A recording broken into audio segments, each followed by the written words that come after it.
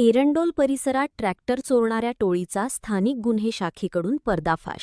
2 गुन्ह्यांची उकल करत 2 ट्रॅक्टर जप्त.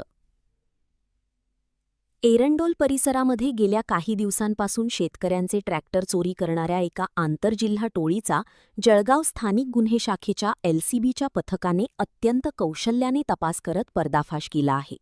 या कारवाईत पोलिसांनी 2 संशयित आरोपींना जेरबंद केले असून त्यांच्याकडून एरंडोल पोलीस ठाण्यात दाखल असलेल्या 2 वेगवेगळ्या गुन्ह्यांमधील चोरीला गेलेले तब्बल 3,25,000 रुपये किमतीचे 2 ट्रॅक्टर हस्तगत केले आहेत. ताब्यात घेतलेल्या संशयितांमध्ये एका विधिसंघर्षग्रस्त बालकाचा नाबालिग समावेश आहे. लागोपाठच्या चोऱ्यांमुळे पोलीस अधीक्षक ॲक्शन मोडमध्ये.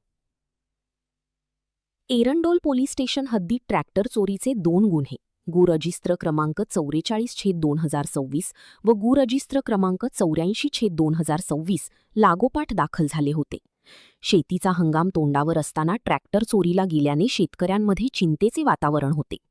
घटनेचे गांभीर्य ओळखून माननीय पोलीस अधीक्षक यांनी स्थानिक गुन्हे शाखेला या गुन्ह्यांचा समांतर तपास करण्याचे तात्काळ आदेश दिले.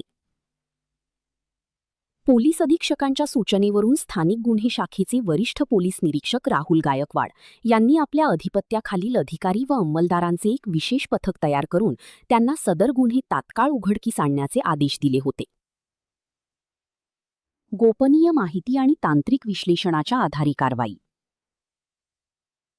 LCBच्या पथकाने घटनास्थळाची पाहणी करून तांत्रिक विश्लेषण आणि आपल्या खात्रीशीर गोपनीय माहितीच्या आधारे विखरण तालुका एरंडोल येथील संशयित आरोपी विकी देवडे आणि त्याच्यासोबत असलेल्या विधिसंघर्षग्रस्त बालकाला ताब्यात घेतले.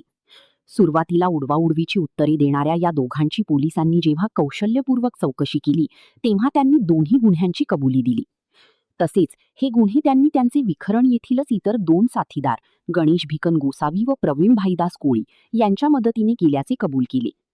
पोलिसांनी आरोपींकडून चोरीचे 2ही ट्रॅक्टर जप्त केले असून फरार असलेल्या इतर 2 आरोपींचा पोलीस पथकाकडून युद्धपातळीवर शोध सुरू आहे.